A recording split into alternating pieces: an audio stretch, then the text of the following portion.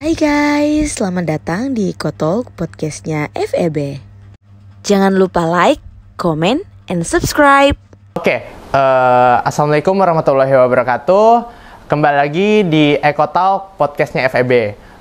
Saya Ikhlasul Ibnu Rahman Katili akan memandu nih bincang-bincang kita sedikit dengan Ibu Dr. Dian Anggriani Utina, SE, MM, CWM. Dan Ibu Dian juga merupakan Ketua Ikatan Alumni Ilmu Ekonomi Fakultas Ekonomi Unhas periode 2021 hingga 2025. Ibu Dian juga merupakan Direktur Kepatuhan Bank Sulselbar gitu.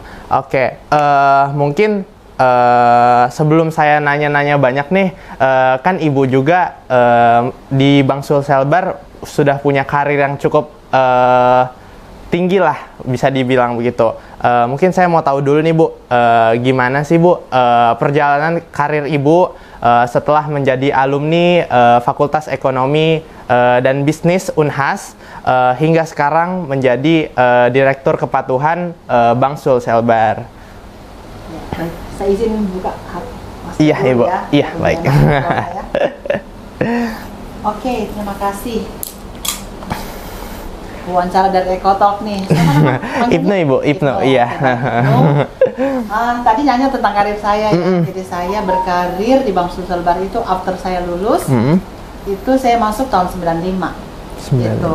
Jadi kebetulan dekan kita itu dari dirut saya ya, pada saat penerimaan saya diwawancarai, dirut saya tuh dulu dekan Fakultas Ekonomi. Oh ya. Ya, alhamdulillah saya diwawancarain oleh Pak Dirut itu hari dekan Fakultas Ekonomi juga, namanya Pak Dr. Rahman Paneto. Dari beliau, dan kemudian pada saat itu diterima 30 orang, saya satu-satunya ditempatkan di kantor pusat. Ya, jadi saya di perencanaan, kata beliau, Bu Dian bantu saya deh, ya bantu saya untuk tugas-tugas perencanaan. Alhamdulillah, jadi karir saya dari udah nggak kerasa saya udah berkarir dari Bank Sulselbar ini 27 tahun. 27 tahun, iya. Dari staff, saya di staf perencanaan, 3 tahun saya staf perencanaan. Alhamdulillah, 98 saya dipercaya jadi pemimpin bagian. Jadi karir saya termasuk cepat ya. Jadi 98 itu saya jadi staff diangkat jadi kepala bagian. Kemudian 99 saya disekolahkan ambil S2. S2 iya. Oh ya. Alhamdulillah saya disekolahkan S2 oleh direksi, dipercaya untuk lanjut sekolah di atas beasiswa. Iya. Jadi kita sekolah abidin nih atas biaya dinas. Kantor ya sekolah. Alhamdulillah. Jadi setelah itu 99 ya. 99 saya daftar sekolah MM, 2001 selesai. Terus setelah itu saya di perencanaan lama tuh. Saya di perencanaan itu diangkat jadi kepala bagian perencanaan dan anggaran, tugas-tugasnya banyak. Yang paling unik ketika saya baru masuk tuh, jadi waktu saya baru masuk 95 itu nggak ada telepon kayak sekarang kan. Iya. Kita baru masuk, kebetulan bikin anggaran. Nah di Bank Sulselbar itu dulu semuanya serba ya belum secanggih kayak sekarang, jadi kita menyusun anggaran itu ya sampai tengah malam. Nah ibu saya heran, kenapa anak saya belum pulang? Saya nggak bisa nelpon juga, nggak ada komunikasi lah ya. Iya. Nah, itulah untungnya anak sekarang. Anak sekarang itu enak. Iya. Apa-apa bisa komunikasi. Dulu enggak. Jadi ibu saya tuh berdiri depan rumah saya waktu saya pulang ya. Jadi ketika kita pulang diantar oleh sopir ya. Kalau lembur itu Pak sopir antar satu-satu. Kasihan ibu saya nunggu lama. Kenapa lama? Ternyata iya Bu, karena ini kita lagi bikin anggaran. Itu pengalaman unik saya juga. Kemudian alhamdulillah setelah itu saya dipercaya jadi kepala bagian, mengerjakan tugas-tugas nyusun budgeting. 10 tahun saya di perencanaan, saya pindah ke jadi humas. Jadi saya jadi kepala bagian humas. Jadi ngurusin gini-gini juga saya pernah. Ngurusin marketing communication juga. Saya 3 tahun di humas, terus saya pindah ke SDM buat ngurusin pegawai. Bagian diklat dan pengembangan pegawai. Iya. After itu saya 3 tahun di SDM, saya jadi kepala cabang. Oh iya. Ya, jadi Pak Dirut Pak, saya kepala cabang, kayaknya harus keluar tuh, ya. Bilang kalau mau belajar jadi pemimpin itu harus keluar. Jangan di kantor pusat aja biar ngerti operasional. Iya. Gitu ya. Jadi kita belajar jadi kepala cabang. Saya 2 tahun kepala cabang, ditarik kembali ke kantor pusat. Ya. Kembali ke home base karena saya jadi kepala divisi perencanaan. Saya Balik lagi. Staf di perencanaan, jadi pindep di perencanaan. Kemudian 2014 saya masuk kembali jadi kepala divisinya. Iya. Alhamdulillah. Dan after 2014 sampai sekarang? 2014 saya 2016 saya ke divisi SDM. Mungkin saya lupa menjelaskan bahwa di 2008 saya mendaftar doktor. Oh iya Bu. Iya, saya sekolah doktor. Cuman memang karena harus bagi antara sekolah, saya selesainya 6 tahun. Ya, 2014 saya selesai. Saya masih kepala cabang Takalar di Februari. 4 Februari 2014 saya selesai promosi doktor. Iya. Ditarik dia di kepala divisi SDM, terus naik kepala divisi Mersiko, dan terakhir saya dipercaya oleh RUPS jadi Direktur Kepatuhan. Iya sih, sampai sekarang ya Bu. Iya, mungkin tadi udah nih kayak perkenalan sedikit terkait karirnya Ibu dari selesai menjalani sekolah sarjananya di FEB Unhas sampai sekarang menjadi bagian dari direksi Bank Sulselbar juga. Saya mau tahu nih Bu, kalau kan Ibu juga punya ya jabatan lain di luar sebagai direksi Bank Sulselbar. Ibu menjadi ketua Ikatan Alumni Ilmu Ekonomi Fakultas Ekonomi dan Bisnis. Nah, saya mau tahu nih Bu, kenapa sih Ibu mau jadi ketua gitu dari Ikatan Alumni Ilmu Ekonomi FEB Unhas? Kalau kita bilang ketua alumni, sebenarnya ketua alumni itu kandaku, ada namanya Kanda Anas. Kenal ya? Oh ya, saya tahu. Saya penggantinya juga. Jadi memang kalau kita bicara ketua IKA itu bagian dari pengabdian ya, jadi pengabdian kepada masyarakat, pengabdian kepada alumni. Alma mater butuh komunitas, jadi bagaimana alumni itu bisa berkiprah ya. Jadi kita pengen alumni itu setelah kita sekolah, terus gimana? Pencitraan brandingnya harus kuat tuh. Unhas. Jadi Unhas itu sudah sedemikian rupa dari kampus ya. Kampus sudah membuat banyak gebrakan sehingga kampus sekarang kita sudah menjadi 5 besar ya, di Indonesia. Dari 10 besar masuk 5 besar. Nah, gimana dengan alumninya? Alumninya juga harus punya kiprah ya. Jadi tidak hanya kampusnya, tapi alumni juga harus kuat. Iya. Punya branding sendiri misalnya ya.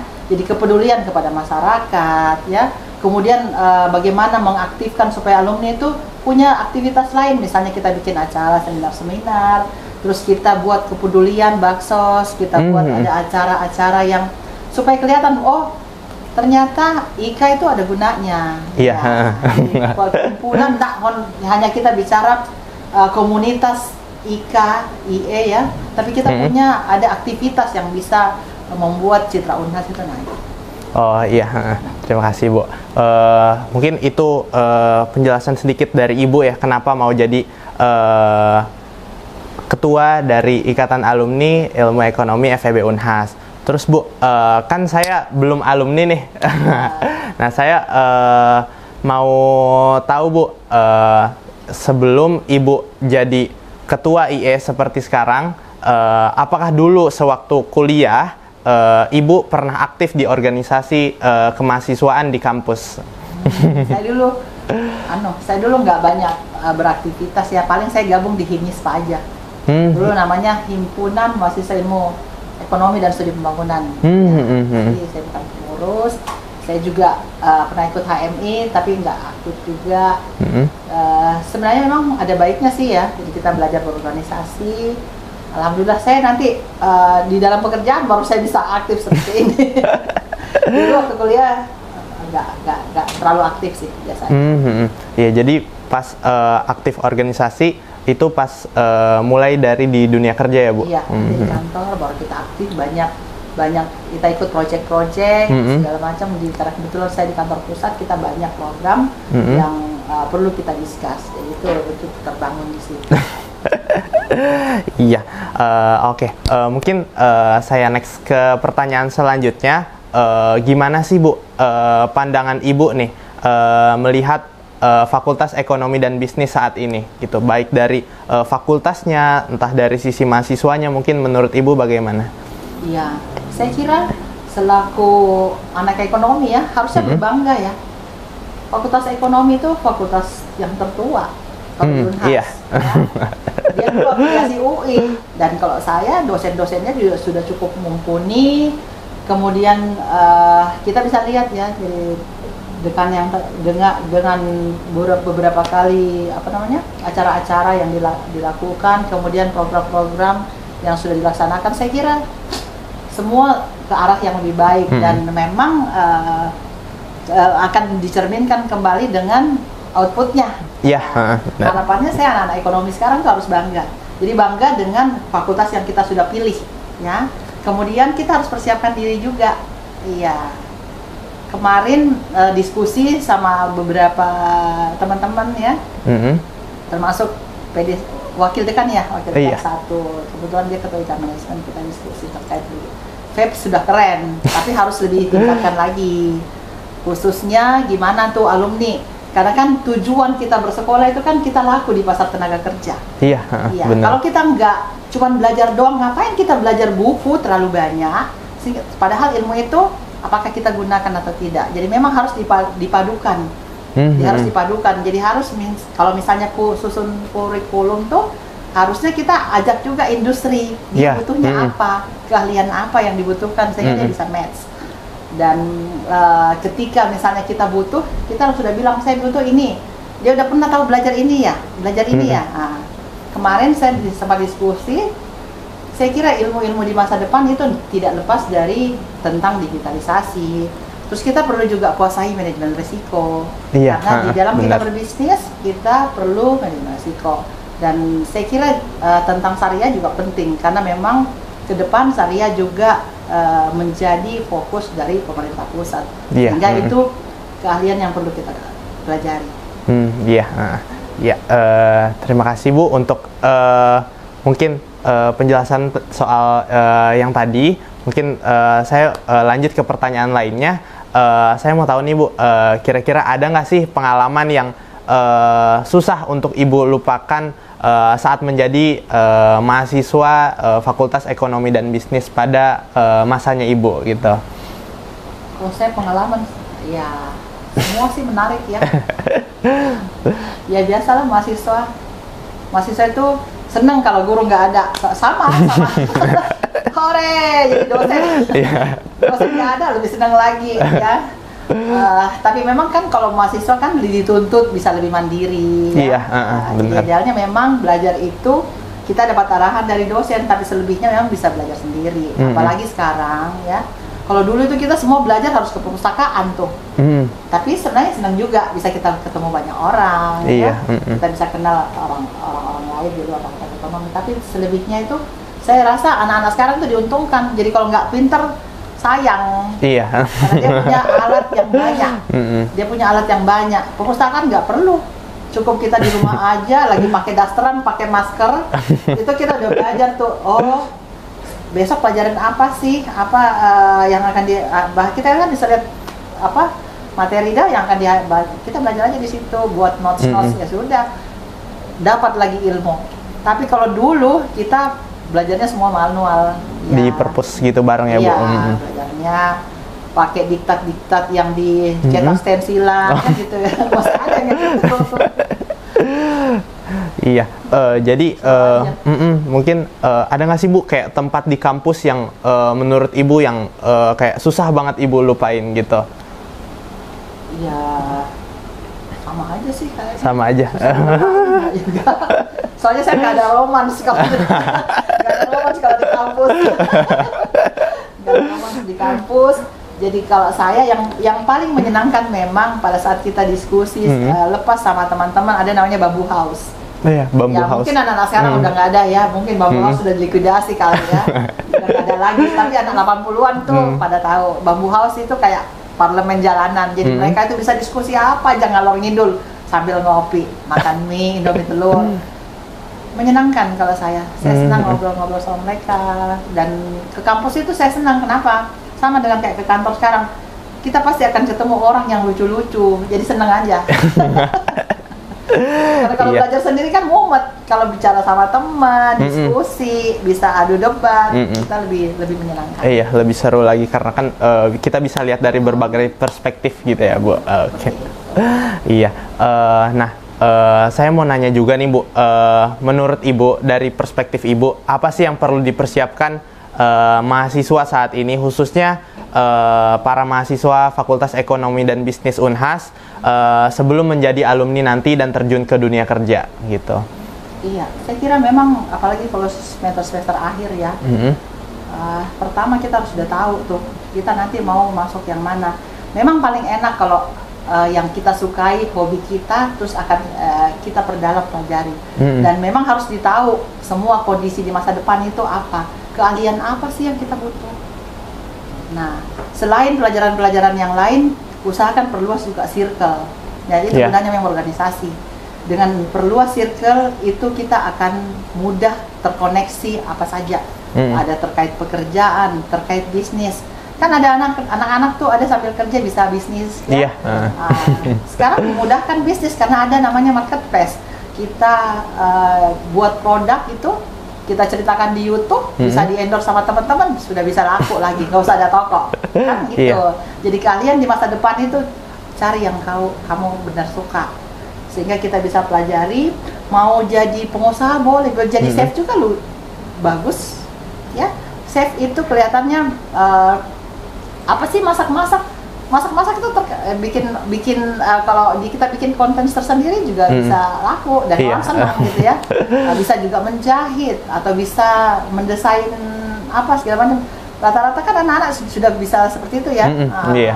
Semua punya kreativitas, pelajari hal-hal yang diketahui yang ingin masih tetap laku di masa depan. Karena kalau kita lihat disrupsi teknologi itu akan ada nanti pekerjaan-pekerjaan yang sudah nggak ada lagi di masa depan. Itu persiapannya harus bagus.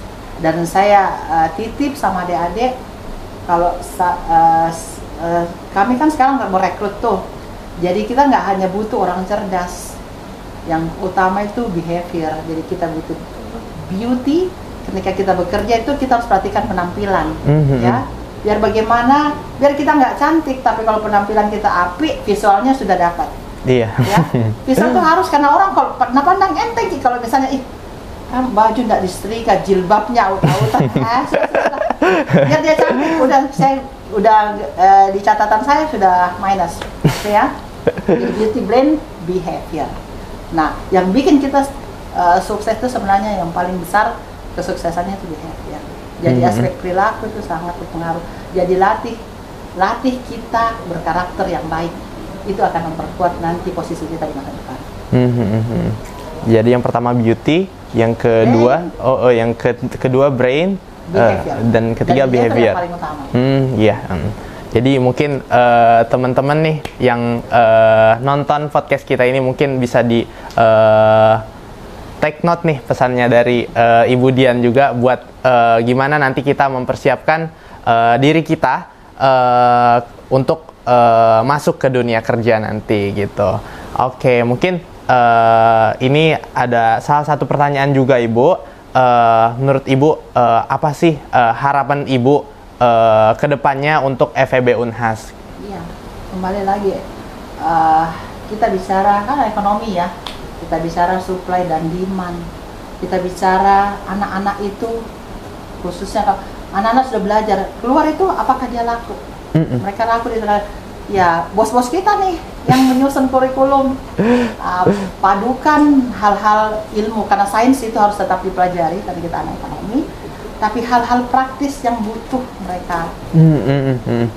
Mereka tahu, misalnya kasih sedikit, ya saya kemarin diskusi, anak-anak harus belajar manajemen risiko juga, harus belajar manajemen risiko. Kalau bisa ada biar belajar pencerahan juga syariah, dan terakhir mungkin itu kalau bisa kayak e-commerce gitu kan. Jadi dia harus paham kalau dia tidak laku di pasar tenaga kerja, dia bisa meng-create lapangan kerja. Iya Bu, jadi nggak cuma mempersiapkan untuk diri sendiri tapi juga untuk orang lain gitu ya Bu. Oke deh, mungkin itu aja yang mau saya tanyain nih ke Ibu. Nanti mungkin kita bisa ngobrol-ngobrol lagi Bu di mungkin episode-episode selanjutnya kalau kita masih panjang umur dan berkesempatan untuk bertemu lagi. Dan saya ucapkan terima kasih juga kepada teman-teman yang udah nonton Eco Talk podcastnya FEB. Sampai jumpa di episode selanjutnya. Assalamualaikum warahmatullahi wabarakatuh.